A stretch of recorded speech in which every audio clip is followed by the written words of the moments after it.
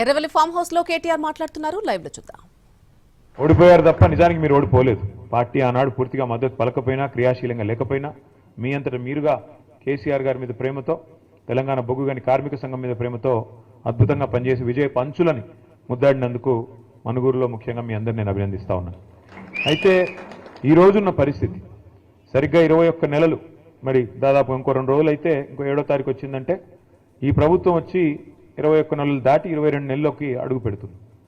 ఏం జరిగింది అని ఒకసారి ఆలోచించుకుంటే 21-22 నెలల్లో తెలంగాణలో ఒకటి మాత్రం స్పష్టంగా కనబడతా ఉన్నది. మీరు ఇవాళ ఏ మనిషినైనా అడగండి, తెలంగాణలో ఫలానా వర్గం అని కానీ, ఫలానా కులం అని కానీ, ఫలానా మతం అని కానీ లేదు, ఫలానా వృత్తి అని కూడా లేదు. ఏ ఒక్కరిని మీరు తట్టి అడిగినా ఎట్లా ఉంది ప్రభుత్వం అని అడిగితే అందరూ స్ట్రెయిట్గా ఒక్కటే మాట చెప్తున్నారు, అప్పుడే బాగుంది, ఆనాడు కేసీఆర్ గారు ఉన్నప్పుడే బాగుండేది, ఈ ప్రభుత్వం వచ్చినాక అంత అగమ్యగోచరంగా ఉంది అనే మాట ఇవాళ ప్రతి ఒక్క మనిషి నుండి కూడా వినబడతా ఉంది. ముఖ్యంగా నేను గమనిస్తా ఉన్నది రైతుల్లో. ఇప్పుడే నేను కాంతారావు గారిని అడుగుతా ఉన్నా, అన్న మరి కొత్తగూడెం జిల్లాలో యూరియా సమస్య ఎట్లా ఉంది, యూరియా ఉందా, సమస్య లేదా అంటే భయంకరంగా ఉందన్న, యూరియా సమస్య కాదు, సంక్షోభం, అది ఆ స్థాయిలో భయంకరంగా ఉంది, రాష్ట్ర వ్యాప్తంగా ఉన్నట్టే మా దగ్గర కూడా తీవ్రంగా రాత్రికే వచ్చి లైన్లు కడుతున్నారు, ఉదయం 3 గంటలకు వస్తున్నారు, చివరి కొంతమంది అక్కడనే పడుకుంటున్నారు. ఆ పరిస్థితి వచ్చింది. ఎన్నికలకు ముందేమో హామీల జాతర, ఎన్నికల తర్వాత ఏమో చెప్పుల జాతర అన్నట్టుగా ఇవాళ ఏ పిఎస్సిఎస్ కేంద్రం దగ్గర పోయినా, ఏ సొసైటీ కేంద్రం కాడికి పోయినా చెప్పులు వరుసలో భయంకరంగా కనబడతా ఉన్నాయి. కానీ ఒక్క మాటకు మాత్రం మనం ఒప్పుకోవాలని చెప్తున్నాడు ఇప్పుడే కాంతారావు గారు. ఏంది అదంటే, అన్నాడు రేవంత్ రెడ్డి గారు నిజాయితీగా ముందే చెప్పాడన్నా, ఆనాటి రోజులు తిరిగి తెస్తానన్నాడు, నిజంగానే తెచ్చాడు. ఆనాడు కాంగ్రెస్ పాలనలో ఏ రోజులైతే ఉండేదో ఆ రోజులు మళ్ళీ తెచ్చాడు. మళ్ళీ కరెంట్ సరిగ్గా రావట్లేదు, మళ్ళీ మోటార్లు కాలిపోతున్నాయి, మళ్ళీ ట్రాన్స్ఫార్మర్లు వెళ్ళిపోతూ ఉన్నాయి, మళ్ళీ రైతులు చెప్పుల జాతర పెట్టి పరిస్థితి వచ్చింది. వాస్తవంగా చెప్పాలంటే ఆయన నిజాయితీ గల మోసగాడన్నా రేవంత్ రెడ్డి గారు, నిజాయితీగా మోసం చేశాడు, చెప్పి మరీ చేశాడు. ప్రజలు ఆయన చెప్పాడు, ఎలక్షన్లకు ముందే చెప్పాడు, ఆయన కొత్తగా ఈరోజు చెప్తలేడు. రేవంత్ రెడ్డి గారు నిజాయితీగానే మోసం చేసిండు. ఆయన అన్నాడు, ప్రజలు మా చేతుల్లో మోసపోవాలనే కోరుకుంటారు. మీరు చూసే ఉంటారు ఆ వీడియో. మరి వాళ్ళు మోసం చేయాలంటే వాళ్ళకి మాట ఇవ్వాలి, మోసం చేయాలి, అదే మేము నేర్చుకున్నామని చెప్పాడు, చేశాడు. నిజానికి మనం ఆనాడు కొంత ఓవర్ కాన్ఫిడెంట్గా కూడా పోయాం. కేసీఆర్ గారు ఆయన ప్రభుత్వం చేసిన పని 10 ఏళ్ల పాటు బహుశా భారతదేశంలో 78 సంవత్సరాల్లో ఎక్కడా కూడా ఏ ప్రభుత్వం కూడా అంత తీవ్ర స్థాయిలో 10 ఏళ్లలో ఇంత అద్భుతమైన ఫలితాలు సాధించలేదు. మీకు 2 చెప్తాను నేను. ఒకటి, మన రాష్ట్రం రాకముందు గోదావరిలో, కృష్ణలో మన నీటికి సంబంధించి పెద్ద ఎత్తున పోరాటాలు జరిగినా ఎన్నడూ ప్రాజెక్టుల నిర్మాణం జరగలేదు. మన బీళ్ళకి గోదావరి నీళ్ళు రాలేదు, కృష్ణా నీళ్ళు రాలేదు. అదే కేసీఆర్ ప్రభుత్వం వచ్చిన తర్వాత ఏం జరిగిందో నాకంటే బాగా మీకే తెలుసు. 2014కి పూర్వం తెలంగాణ రాష్ట్రం, తెలంగాణ ప్రాంతం, ఆనాడు రాష్ట్రంగా లేదు కాబట్టి ప్రాంతం, భారతదేశంలో మన ర్యాంకు 2014లో 14వ ర్యాంకు. ఏది? వ్యవసాయ ఉత్పత్తుల్లో, వ్యవసాయ దిగుబడుల్లో, వ్యవసాయ ఉత్పత్తుల్లో, ముఖ్యంగా మన కాడ పండే వరిలో ఆనాడు మన ర్యాంకు 14. భారతదేశంలో 28 రాష్ట్రాలుంటే మనం సగంలో ఎక్కడో ఉన్నాం. అదే కేసీఆర్ గారి నాయకత్వంలో ఒకవైపు గోదావరిలో, మరొక వైపు కృష్ణానదిలో ప్రతి నీటి బొట్టును ఒడిసిపట్టి మీ ఖమ్మం జిల్లాలో సీతారాం అయితేనేమి, అట్లాగే మొత్తం ఉత్తర తెలంగాణలో గోదావరి నది మీద కాళేశ్వరం ప్రాజెక్ట్ అయితేనేమి, దక్షిణ తెలంగాణలో మరి పాలమూరు రంగారెడ్డి ఎత్తిపోతల పథకం అయితేనేమి, ఇట్లా ఒక్కొక్క నీటి బొట్టును ఒడిసిపట్టి మరి ఎట్లా మన వీళ్లకు మళ్లించాలని ఒక తపనతో చేసిన పని వల్ల మనం 14వ స్థానం నుంచి నంబర్ 1 స్థానానికి 2022వ సంవత్సరంలో చేరుకున్నాం. ఇది సామాన్యమైన ఫీట్ కాదు, ఏదో డైలాగులతోనో ఊగదంపుడు ఉపన్యాసాలతోనో అయిపోయే పని కాదు. మీకు అర్థం కావడానికి చెప్తా ఉన్నా.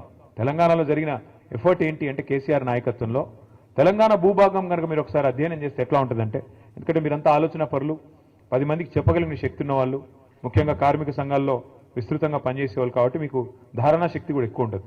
అందుకే నేను చెప్పే ప్రయత్నం చేస్తా ఉన్నాను. తెలంగాణ భూభాగం ఎట్లా ఉంటుంది అంటే, మనకు సామాన్యుడి భాషలో అర్థం కావాలి అంటే, ఇట్లా ఒక గుడిసె తరహాలో ఉంటుంది తెలంగాణ భూభాగం. ఒక గుడిసెలాగా ఈ షేప్లో ఉంటుంది. ఒక వరుస నుంచి గోదావరి, ఒక వరుస నుంచి కృష్ణ, 2 పారుతూ ఉంటాయి. గోదావరి మనకు సముద్ర మట్టానికి దాదాపు ఒక దగ్గర 80, ఒక దగ్గర 90, ఒక దగ్గర 100, ఒక దగ్గర 120 ఆ స్థాయిలో, ఆ మీటర్లలో ప్రవహిస్తుంది. ఇంకోవైపు కృష్ణ కూడా 110, 120, 130, 140 ఆ స్థాయిలో ప్రవహిస్తుంది. ఇప్పుడు మనం ఎక్కడైతే కూర్చున్నామో గజ్వేల్, ఇది దాదాపు 600 మీటర్ల పైన ఉంటుంది. ఈ ప్లేస్ 600 మీటర్లు. పక్కనే మీరు వచ్చినప్పుడు కొండపోచమ్మ సాగర్ అనే రిజర్వాయర్ చూసింటారు. అది 618 మీటర్ల మీద ఉంటుంది ఆ రిజర్వాయర్. అట్లాగే హైదరాబాద్ మహానగరం 535 మీటర్ల మీద ఉంటుంది.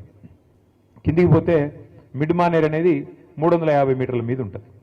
ఎందుకు చెప్తా ఉన్నా ఇదంతా అంటే, ఇప్పుడు మీ అందరికీ వ్యవసాయం పట్ల కనుక అభిరుచి ఉన్నా, వ్యవసాయం పట్ల కనీసం అవగాహన ఉన్నా మీకు తెలుసు, ఒక రైతు తన పొలంలో బోర్వెల్ వేస్తే బోరుకు మరి గ్రౌండ్ వాటర్ లాగాల, భూమి అడుగులో ఉన్న నీళ్ళని పైకి లాగాలి అంటే బోరింగ్ వేసి, పైపింగ్ వేసి, కేసింగ్ వేసి, మొత్తానికి మోటార్ పెట్టి నీళ్లు గుంజాల. 3 HP మోటారో 5 HP మోటారో ఇంకా పెద్ద మోటారో పెట్టి మొత్తానికి నీళ్లు లాగుతాం పైకి.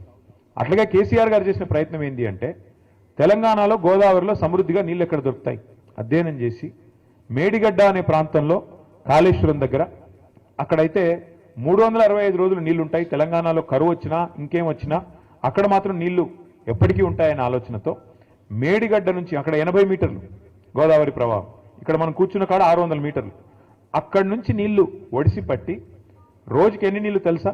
మీరు హైదరాబాద్ చూసే ఉంటారు కదా అందరూ, ట్యాంక్ బండ్ చూసినారా?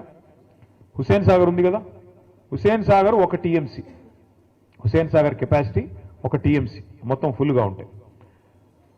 ఈరోజు కేసీఆర్ గారు చేసిన కాళేశ్వరం ప్రాజెక్టు వల్ల జరిగింది ఏమంటే, మేడిగడ్డ దగ్గర 80 మీటర్ల స్థాయి నుంచి 618 మీటర్లు ఉన్న కొండపోచమ్మ కాడికి రోజుకు 2 హుస్సేన్ సాగర్లు, ఒకటి కాదు 2 TMCల నీళ్ళని తీసుకొచ్చే అద్భుతమైన ప్రాజెక్టు కాళేశ్వరం ప్రాజెక్టు.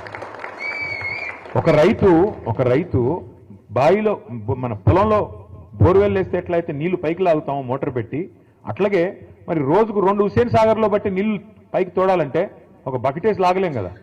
పెద్ద బాహుబలి మోటార్లు పెట్టి 140 మెగావాట్ల మోటార్ ఒక్కొక్కటి, అట్లాంటి 21 పంప్ హౌజ్లు, 19 సబ్స్టేషన్లు ఉన్నాయి కాళేశ్వరం సిస్టంలో. దానివల్ల అక్కడ గోదావరి 80 మీటర్ల నుంచి తీసుకొని ఒక్కొక్క స్టేజ్ ఎక్కిస్తూ మధ్యలో 300 మీటర్ల కాడికి మిడ్మానేర్ తెచ్చి అక్కడి నుంచి పైకి తెచ్చి అట్లా 15 రిజర్వాయర్లు, అట్లా 19 పంప్ హౌజ్లు, 21 సబ్స్టేషన్లు, 100 కిలోమీటర్ల గ్రావిటీ మన సొరంగ మార్గాలు, 1000 కిలోమీటర్ల గ్రావిటీ ఛానల్స్, ఇవన్నిటి సమాహారం కాళేశ్వరం. 3 బ్యారేజీలు, ఇవన్నిటి సమాహారం కాళేశ్వరం. అట్లాంటి ప్రాజెక్టు కాళేశ్వరం ప్రపంచంలోనే అతి పెద్ద లిఫ్ట్ ఇరిగేషన్ ప్రాజెక్ట్ ఎక్కడ, ప్రపంచంలో, భారతదేశంలో కాదు, ఎక్కడ ఉంది అంటే మన తెలంగాణలో ఉంది. దాని పేరు కాళేశ్వరం. ఇవాళ కేసీఆర్ గారు చేసిన బృహత్ ప్రయత్నం వల్ల, భగీరథ సంకల్పం వల్ల, మరి అప్పుడెప్పుడో శివుడు గంగను భూమి నుంచి దివికి దింపారంటారు, ఇది ఆకాశం నుంచి కిందికి తీసుకొచ్చారంటారు. కానీ కేసీఆర్ గారు చేసింది ఏం తెలుసా?